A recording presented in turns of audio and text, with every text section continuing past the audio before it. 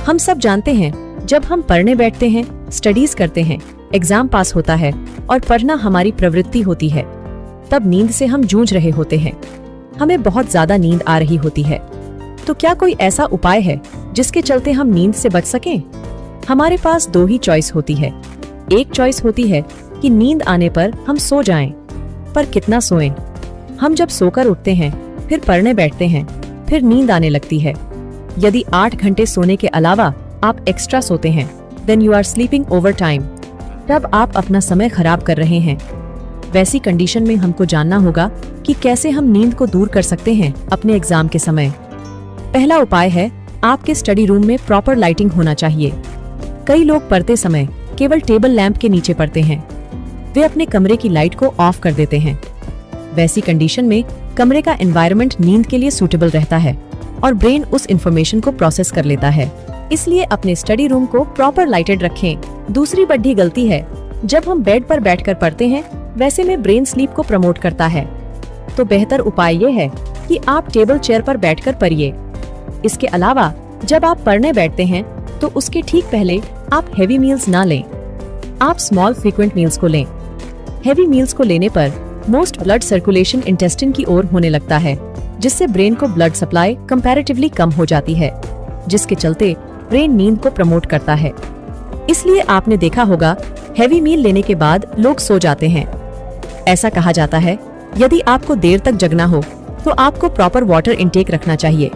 और वाटर का इंटेक होने पर यूरिनेशन की फ्रीक्वेंसी बढ़ जाती है और यूरिन की फ्रीक्वेंसी बढ़ने पर व्यक्ति को बार बार अपने टेबल से उठना पड़ता है, जिसके चलते ब्रेन मोनोटोनस नहीं हो पाता है और दूसरी एक्टिविटी में वह इन्वॉल्व होता है। तो अधिक पानी पीना भी एक उपाय है नींद से बचने के लिए। दूसरा इम्पोर्टेंट स्टेप ये है कि हमको यह बात समझना होगा कि हमारा ब्रेन सबसे इम्पोर्टेंट ऑर्गन है, जो आप पढ़ रहे हैं उसको रिटेन कर रहा है, उस पूरी इंफॉर्मेशन को प्रोसेस कर रहा है, इसलिए उसको रिलैक्स करने की आवश्यकता है। यदि आप 6 घंटे से कम की नींद लेते हैं तो वैसी कंडीशन में ब्रेन थका हुआ रहेगा और पूरे समय आपको नींद फील होता रहेगा। तो बेहतर तरीका ये है कि रात को कम से कम 6 घंटे की नींद लें और दिन में 1 घंटे की नींद जरूर लें। यदि आप अर्ली मॉर्निंग उठकर पढ़ते हैं, दिन में आपको आधे से 1 घंटे का पावर नैप लेना चाहिए। वैसे में ब्रेन को इन्फॉर्मेशन को प्रोसेस करने का मौका मिलेगा। ब्रेन इन्फॉर्मेशन को ठीक से रिटेन कर पाएगा, क्योंकि हम जो कुछ भी पढ़ रहे हैं, यदि वह ब्रेन में नहीं जाएगा तो किस काम का है। और ब्रेन ही वह ऑर्गन है जो हमारी इन्फॉर्मेशन को प्रोसेस करता है, जो हमारे पढ़ने की एक्टिविटी को रिटेन करता है। तभी हम एग्जाम में बेहतर परफॉर्म कर पाते हैं। जिन लोगों को पढ़ने के साथ ही नींद आने की समस्या है, तो उनके लिए उपाय ये है कि आप बोलकर पढ़िए।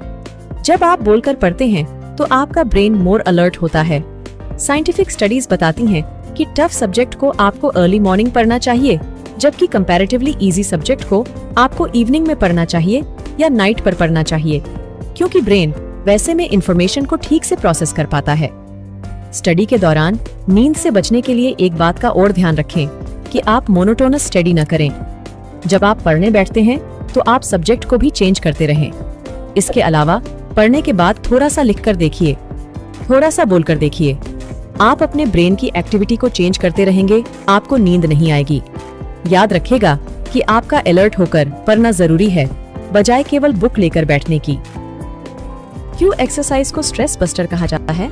जानने के लिए लेफ्ट वाली वीडियो पे क्लिक कीजिए। वीडियो अच्छी लगी तो नीचे वाला सब्सक्राइब बटन को दबा दो, ऐसे ही ऑसम वीडियोस देखते रहने के लिए। फिर मिलेंगे नेक्स्ट वीडियो में।